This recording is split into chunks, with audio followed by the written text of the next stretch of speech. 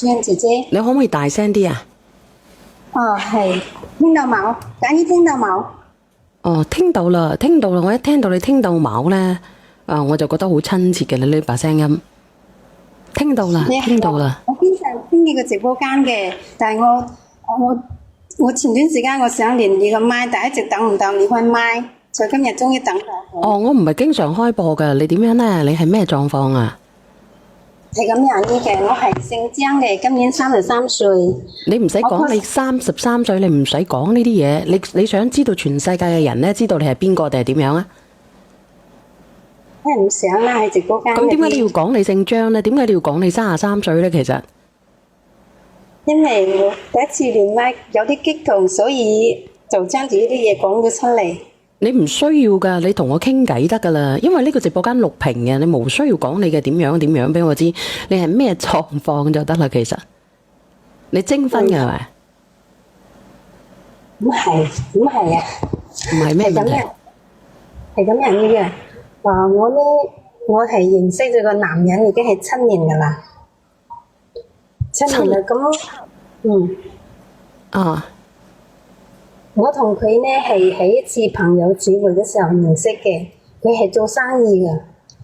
我同佢認識嘅原因呢係因為我機密係同佢係朋友啊嘛，咁我係冇嘢做。咁機密叫我無聊呢，佢去煮餐啊，或者去邊啲嗌埋我同埋佢一齊，咁慢慢我就同佢熟咗，就加咗微信，係咁樣嘅。你加咗微信啊？對，我就加咗個男嘅微信，然之後呢，佢就會久唔久啊，佢發下信息啊，同我傾下咁樣呢。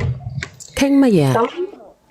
咁啱開始呢，就係傾下啲家常啊，或者乜嘢其他嗰啲啊，咁就求其咁就有咩就講乜嘢，因為佢又係有家庭嘅，我又係有家庭嘅。咁點解你有家庭，佢有家庭，你哋仲咁多嘢傾嘅呢？你可唔可以講嘢大聲啲啊？咁鬼鼠嘅。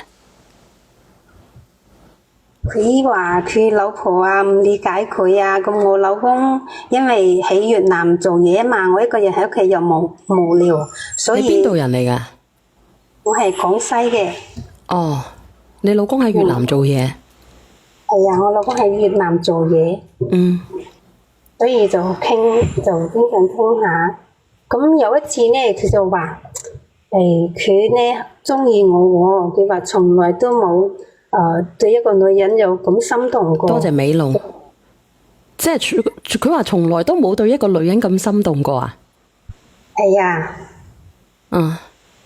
咁佢話問我對佢有冇有感覺，咁你都知啦，大家有家庭過，喺我個人認為呢，既然有咗家庭，雖然講我又認為喺一生中唔可能咁只愛一個人，對吧？但係結咗婚呢，我都希望我哋大家好好經營自己個家庭，冇對做其他啲咩比較七格嗰啲嘢咯，係咪先？明白。咁佢就應承咗，佢話既然咩嘅話，我哋就做朋友咁樣傾傾咯，係咪先？其實講真嘅，我對佢都有啲心痛㗎，因為佢做人呢，對人比較大方，又比較識講嘢嗰啲，所以傾傾大家都比較心動嘅。你心動，但係你又唔能夠勾搭，係咪？係啊。你又要堅守自己條底線，係咪？係啊。咁好難受㗎，但係有時候呢，凡事都有個先來後到，係咪？係啊。所以有一次，所以有一次呢，佢就話去旅遊，話我去唔去？咁我諗下，如果我同佢兩個人呢，都係先唔去，係咪先？因為我畢竟有啲擔心，但佢係話有組團去嘅，我機密啊，仲有啲其他啲朋友都係同埋一齊㗎，一齊去。咁我就應承咗，就一齊去。而家就一齊去咗旅遊咯。咁你話一齊去咗旅遊，你點解咁講呢？你肯定係同佢發生咗關係㗎啦，如果咁樣嘅。係啊，所以揀呢度係咁樣呢個煩心事咯。咁佢唔係成班人去嘅咩？咁點解會發得生關係嘅呢？咁我哋去到旅遊節啊，咁晚上吃咗飯啦，係咪先？吃飯咁就翻房間啊嘛，翻唔啲酒係一人一店。間房間嘅咩？因為當時我同我機密係一間房間㗎，但我機密咧佢又出去咗，佢冇翻嚟。你個雞密都唔方好人嚟㗎啦，唔係，哦，佢出咗去冇翻嚟啊？咁就剩我自己一個人喺呢度。啊，咁嗰個男人佢就來咗，翻嚟咗，佢就話想同我傾下。傾咩？佢話佢覺得佢好攰，佢話每日辛辛苦苦去上班做嘢啊，佢老婆唔能夠理解佢，經常同佢嗌交咯。哦，咁佢咪好辛苦咯，呃到。係啊，所以佢想佢話想揾個人傾訴下。哦，咁一直傾。係啊，咁佢就傾咗，因為佢又飲咗啲酒，傾到佢有啲激動，咁佢就話，佢話，哎呀，從來都冇一個人咁容易理解佢，靜雞雞咁樣聽佢講，佢話淨同我講開之後，佢心裏舒服咗好多，佢就話今晚可唔可以喺呢度瞓？呢度瞓就想同我瞓一晚，咁我就話肯定唔可以啦。佢話我哋就係瞓覺，乜都冇做。咁我見佢飲咗啲酒，係咪先又坨坨喎？係啊，咁就應承咗佢咯。唔係嘅，姐姐，你信咩？你覺得男人佢只會抱住你去驚嘅咩？你點解會信得過佢嘅咧？當時佢係講咗嗰個，佢話喺呢度瞓，佢就瞓着咗。咁佢咁大個人，我又你唔好講啦，佢話佢唔會摸你嘅，係咪？係啊。就咁攬住你嘅？一開始係唔攬住嘅，但後尾瞓着咗，佢就攬咗過嚟。咁佢點解要攬住你嘅咧？咁就咁傾偈嘅，就咁喺度嘅嘅，咁無啦啦攬住你做乜嘢啊？因為佢本身大家都有心動嘅感覺啫嘛，係咪先？咁你心動嘅感覺，咁一般心動咧攬住嘅會點樣嘅？我真係唔知道啊！因為咧我心動嘅時候咧個男人唔心動，個男人心動嘅時候咧我又唔心動。但係如果兩個人心動嘅時候咧會點樣嘅？我年輕嘅時候咧，我一睇到呢啲咁樣嘅嘢咧，諗到咧我就會咁樣咧，我就會好激動啊！我就會收縮得好犀利㗎啦。你會唔會㗎？都會㗎。即係好難受咯，即係都未短，即係未短到去隔離咧，我自己已經縮到我自己死咁滯㗎啦。即係會縮啊縮啊縮啊縮到好辛苦啊，會個人好痛苦咯。你會唔會㗎？都會啊。啊？會㗎。你知唔知咩意思㗎？我講。我知道，即係話既然兩個心痛，大家咩咯？即係你心動，即係咁佢又心，你又心，咁你就會好肉酸，好肉鮮肉死嘅喎個人。但係畢竟我始終都覺得自己係有家庭嘅人，我始終都放唔開，所以講我就唔敢邁開一步。但係到半夜嘅時候啊，佢突然間就係咁樣一整過來咯，就係佢又咁大個男人，我又推唔喐。唔好講推啦，我同你講，當你搲潺潺嘅時候咧，你點推都冇用嘅，一跣咧就會跣嘅啦，跣咗佢嘅啦，好容易噶，一跣撇一聲咧搲咗牙咁樣噶，就係咁樣嘅，男同埋女之間就係咁樣噶咯，搲牙好容易搲牙噶。係啊，當時所以就搲咗佢係咪？搲咗佢。咁，我都講，咁你即係同佢之間發生咗關係？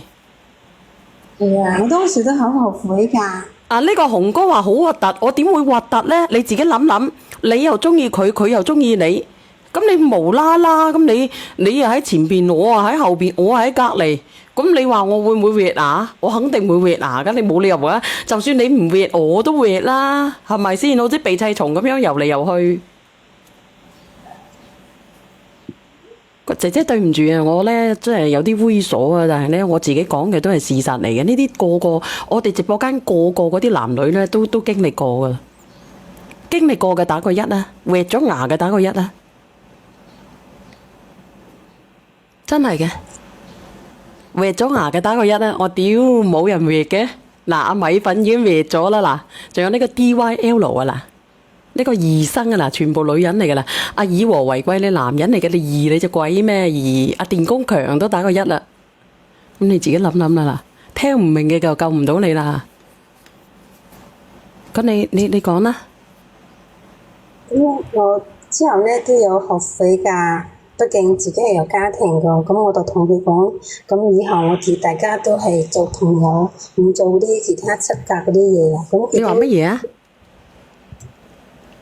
咁我都有之後咧，我都係比較後悔嘅。個個都後悔噶啦。係啊，畢竟覺得對唔住自己老公啫嘛，係咪先？係啊。咁呢我同你講，係啊，啲以後我哋做翻朋友啊，唔要再呢個啦。咁佢又應承咗。你等等我先啊，阿亮仔啊，因為咧我聽到好細聲嘅，聽到佢雖然佢講嘢應該好大聲嘅，但喺我呢度聽咧佢比較細聲嘅，點算啊？亮仔，我要解到音啦。嗰個我呢邊聽佢都唔係算好大聲嘅。因為我聽住好辛苦，我聽到佢講到鬼咁鬼鼠。我聽佢講嘢都唔係好大聲嘅，我呢邊聽都唔算好大聲。喂，你可唔可以講嘢大聲啲啊？死驚冇人知道你係邊個咩？你繼續講啊！大聲咗，佢啱啱大聲咗。哦，因為畢竟嗰啲事講出來都係有啲乜嘢咁，就唔係好大聲，揀一個講下大聲啲，應該聽得到。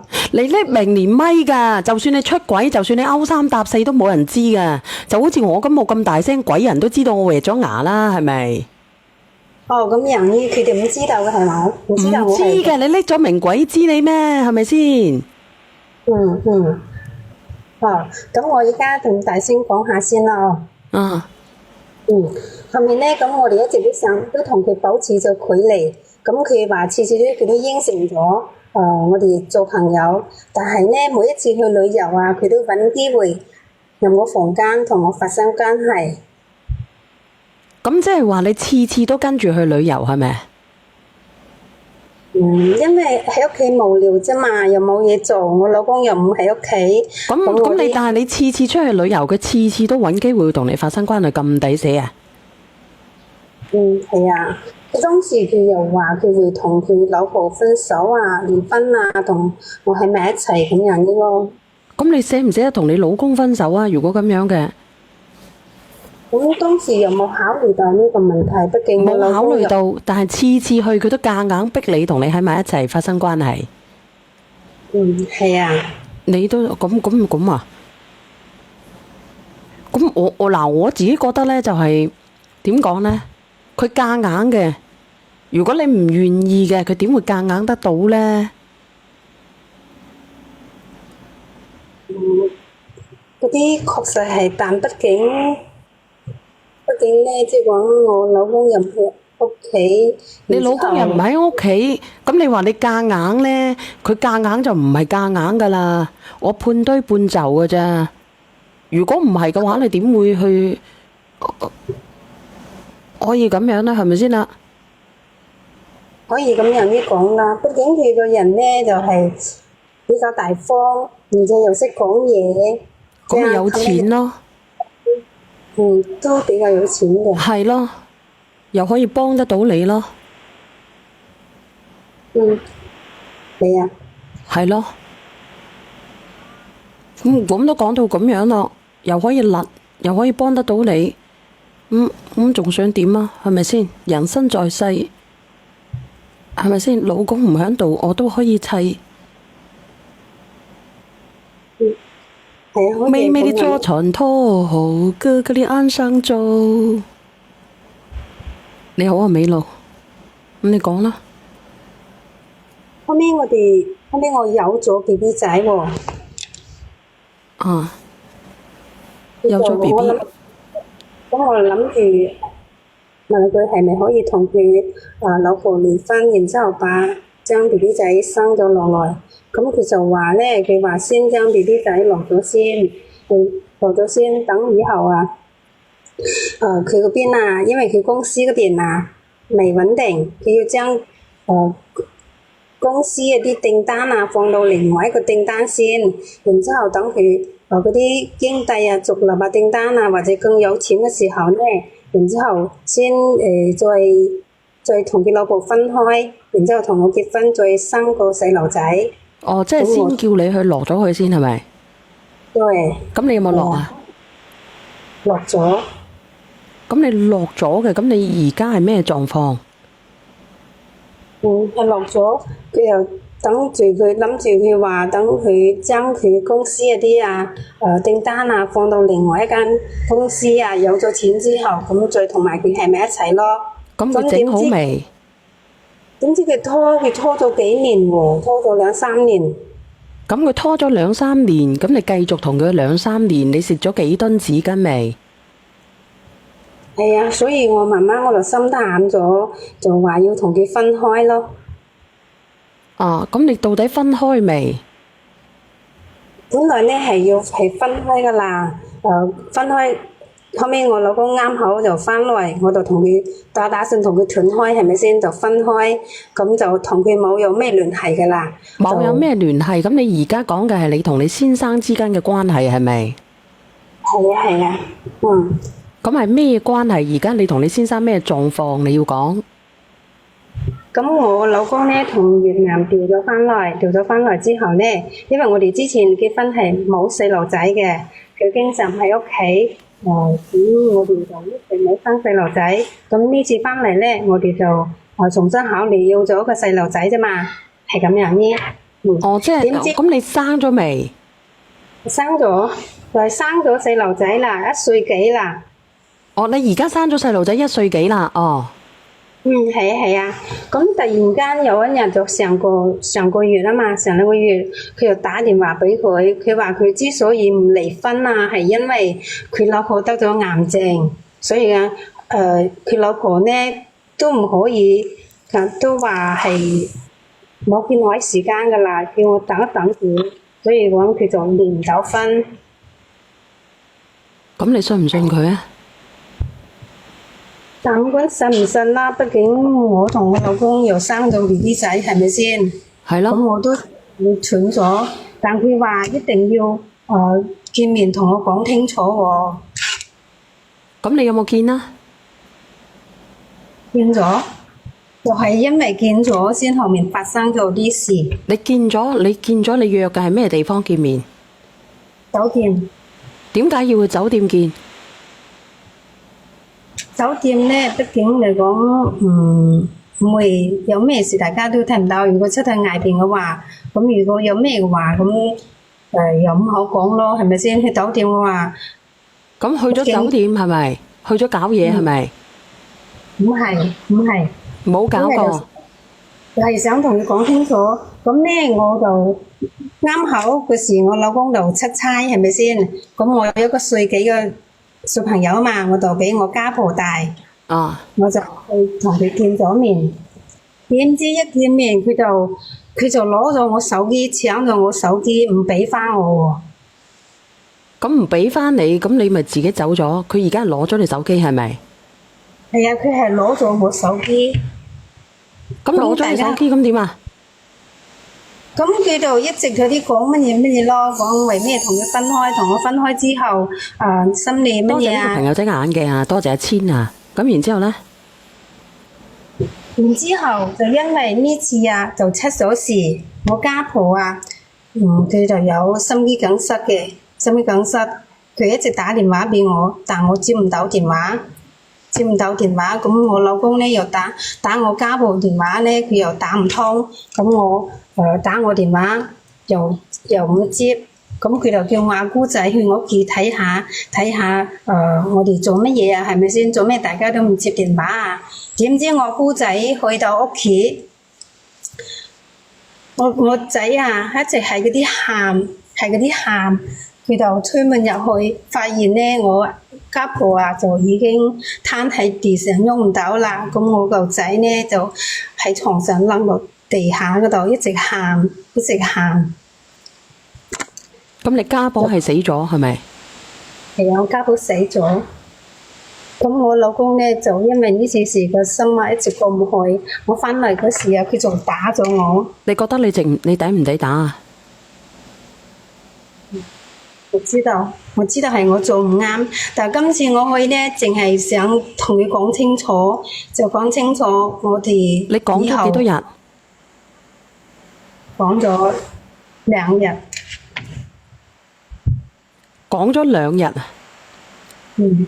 你喺嗰度同佢傾過2日？但手機喺佢手上啊嘛，手機佢手上佢又唔俾翻我，咁我攞唔到手機，我就走唔開咯。你走唔開，你喺嗰度傾咗2日，同佢傾啲乜嘢？我都係一直聽佢講緊佢啲乜嘢，但係我一直都強調我話，既然我哋已經分開，之前你冇離婚嘅話，我哋依家都冇可能，因為我已經生咗細路仔啦，我只係想同我老公安心咁一個。即係你一直同佢傾？係啊。傾咗2日。係啊，我希望佢冇再煩我。我淨係想將件事講清楚。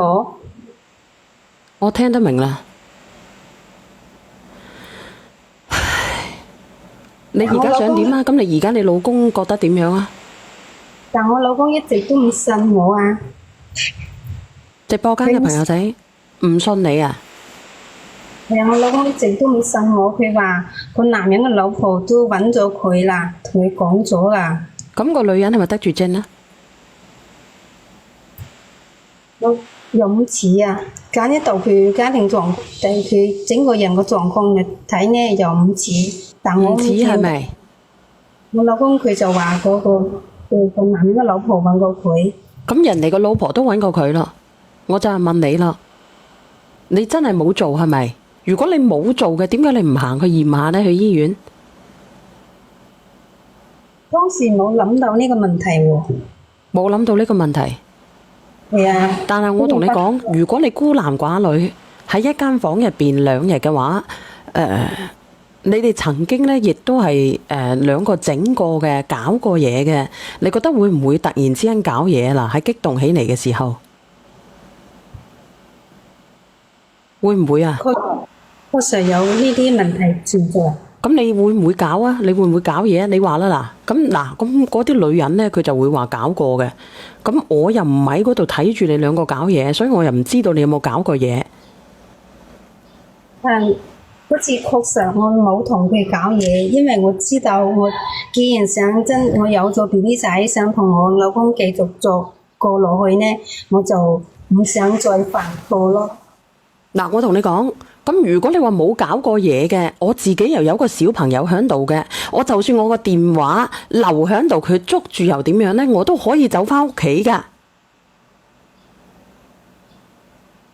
點解你唔走翻屋企呢？嗰時就係想諗住攞翻我手機啊。咁你攞翻個手機，咁佢硬唔俾翻個手機你，咁你硬唔走啊？咁你唔諗住自己個仔噶，唔諗住自己嘅家婆噶？嗰時確實冇諗過。點會冇諗呢？你2日咯，你喺入邊，你同佢傾咗2日咯，我傾到經期我都流完啦。